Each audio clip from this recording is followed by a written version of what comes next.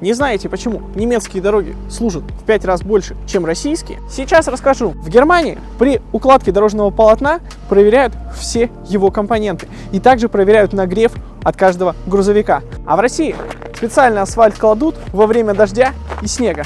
В Германии строители заключают договор на 25 лет на обслуживание и ремонт дорог. А в России все наоборот. Из-за сложных погодных условий, большие коэффициенты и, соответственно, строить в России дороги хорошо – это невыгодно. Хейтеры, а как вы думаете, когда в России будут строить хорошие качественные дороги? Напишите об этом в комментариях.